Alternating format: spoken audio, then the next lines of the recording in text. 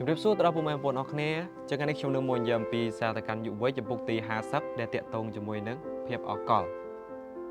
អញ្ចឹងខ្ញុំជឿថាមនុស្សម្នាក់គឺតែងតែចង់បាននៅជីវិតអកល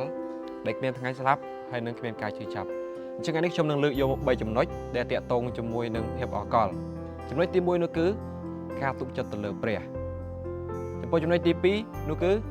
ដើរតាមព្រះចំណុចទី3គឺយើងត្រូវការចែកចាយអំព្រះបន្ទូលរបស់ទ្រង់ទៅកាន់អ្នកដែលគេបានស្គាល់ព្រះអង្គអញ្ចឹង3ចំណុចនេះគឺជាចំណុចដែលសំខាន់បំផុតសម្រាប់យើងរាល់គ្នាដែលយើងត្រូវការធ្វើតាមហើយដែលយើងត្រូវការបំពេញវាឲ្យបានល្អ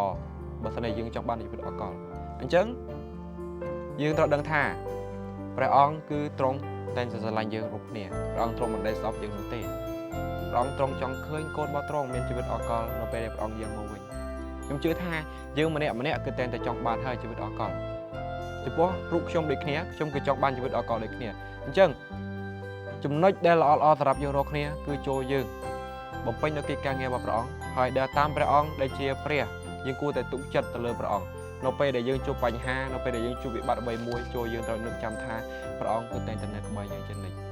ចូលយើងកុំបន្ទោសព្រះអង្គឲ្យសោះព្រះអង្គគឺទ្រង់មិនដែលបានទៅណាឆ្ងាយពីយើងទេព្រះអង្គទ្រង់តែងតែនៅក្បែរយើងព្រះអង្គទ្រង់តែងតែប្រទាននៅព្រះញាណបរិសុទ្ធដើម្បីមកសន្ធិដ្ឋជាមួយយើងរាល់គ្នាឲ្យយើងមានភាពក្លាហានឲ្យយើងមានភាពរឹងមាំហើយឲ្យយើងមានភាពកក់ក្ដៅក្នុងខ្លួនព្រះយេស៊ូវគឺព្រះអង្គទ្រង់ស្រឡាញ់យើងណាស់ទ្រង់បានហ៊ានលះបង់នៅជីវិតរបស់ព្រះអង្គដើម្បីមកសង្កត់ជំនួយយើងរាល់គ្នាដែលយើងជាមនុស្សមានបាបដែលតែងតែប្រព្រឹត្តបាបពីមួយថ្ងៃទៅមួយថ្ងៃយើងដឹងថាមួយថ្ងៃគឺយើងប្រព្រឹត្តបាបច្រើនណាស់យើងកុំគិតថា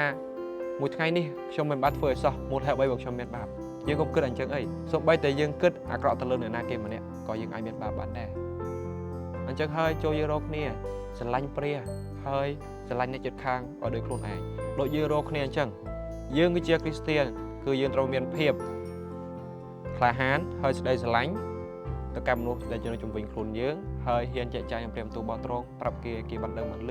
ដើម្បីគេកែប្រែចិត្តដើម្បីទទួលបានជីវិតអកលនៅពេលដែលព្រះអង្គយាងមកវិញអញ្ចឹងហើយយើងរកគ្នាគួរតែ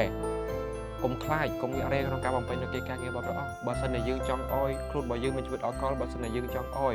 មនុស្សដែលនៅលើផែនដីនេះមានជីវិតអកលទាំងអស់គ្នាចូលយើងចេញទៅផ្សាយនូវរបស់ព្រះអង្គទៅប្រាប់ពិភពលោកទាំងមូលឲ្យគេបានដឹងបានឮវាបន្ទូលរបស់ទ្រង់ដើម្បីទទួលបានជីវិតអកលនៅពេលព្រះអង្គយាងមកវិញអញ្ចឹង